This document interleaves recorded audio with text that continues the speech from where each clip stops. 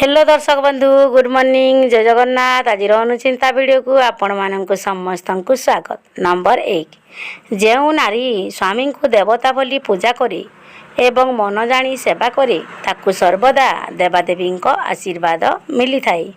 Number 2 जो महिला नाकर अग्रभाग कला जाई देखा जाए सही महिला सौभाग्यवती होई थांती।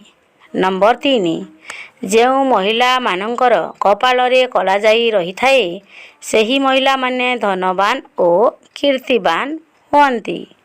नंबर 4 जो महिला मानकर नाक चेप्टा सही महिला माने बुद्धिमती और गुणवती होई थांती।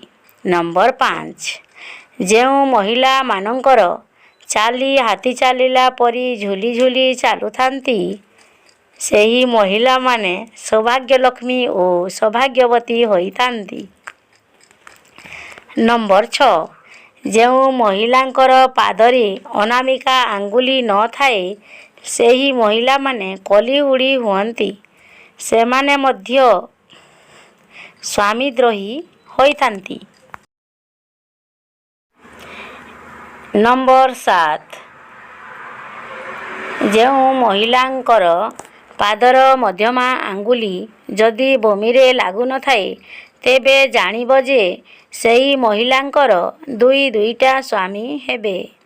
नंबर 8 जो महिलांक पाद चिकुण नख तंबा रंग परी तली पादरे माछ आंकुश और चक्र चिन्ह थाए से माने साक्षात लक्ष्मी सदृश होइथांती। नंबर 9 जो महिला मानकर काणी आंगुठी भूमि रे लागू न थाए सही महिला प्रथम विवाहित स्वामी को विनाश करे विधवा परे जदि से पुणी जो महिलांक गोईठी और पाद अल्प उच्च थाए और पाद तले चक्र माछ पद्म और लंगल चिन्ह थाए सही महिला माने राजपंथी होई थांती। नंबर 11 जो महिला मानकर मथारे लोम एवं शिरा देखा जाए से माने आजीवन रोगिणी होई थांती। नंबर 12 जो महिला मानकर केश कुंचु कुंचिया केश गुड़िक सूक्ष्म और अत्यंत चिकण से माने सौभाग्यवती हुअन्ति। नंबर 13 जो महिला मानकर केश घन कला और कुंचु कुंचिया से माने सर्वदा जीवन रे सुख भोग करि थांती। नंबर 14 जो महिला मानकर केश लंबा न होई छोट छोट सरू और सुंदर देखा जाउथिबो सही महिला राजकन्या होई थांती। नंबर 15 जो महिला मानकर केश लंबा और चिकण होई थाए सही महिला माने पुरुषंक पाई सौभाग्यवती होई थांती। नंबर 16 जो महिला माने प्रत्येक कथारे हो हो होई हसंती सही महिला मानकर चरित्र भल होई न थाए। नंबर 17 जो महिला माने हसिला बेले तांको शरीर थरु थाए सही महिला माने सौभाग्यवती हुअन्ति। नंबर 18 जो महिला माने हसिला बेले सेमानंक दांत बाहर को देखा जाए नहीं से माने अति सुखी अटंती।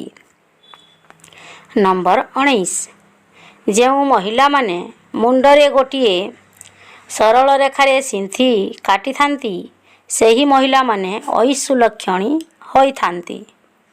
नंबर 20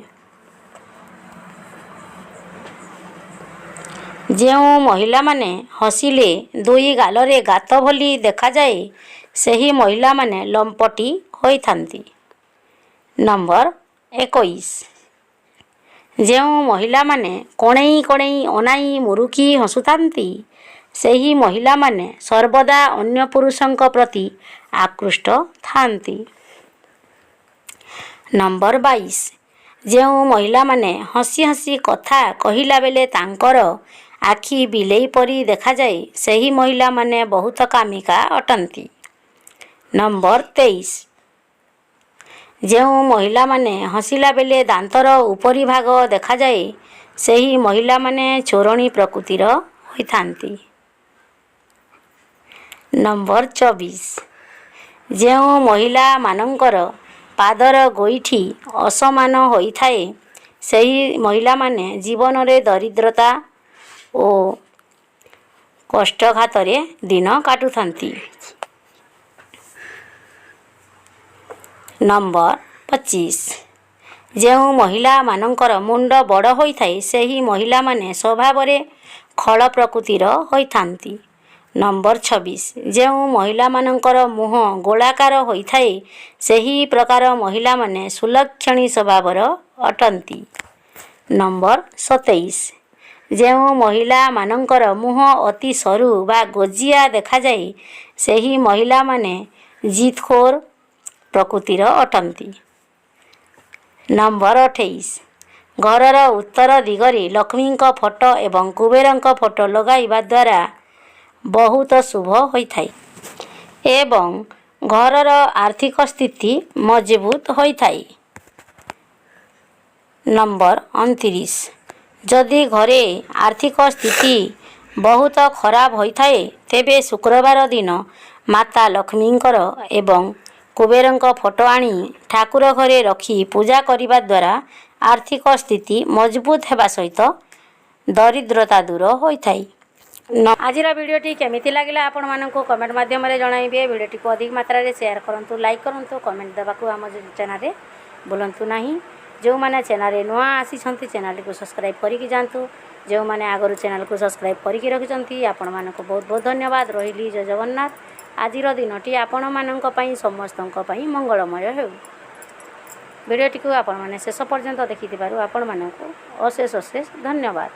ରହିଲି ଜୟ ଜଗନ୍ନାଥ।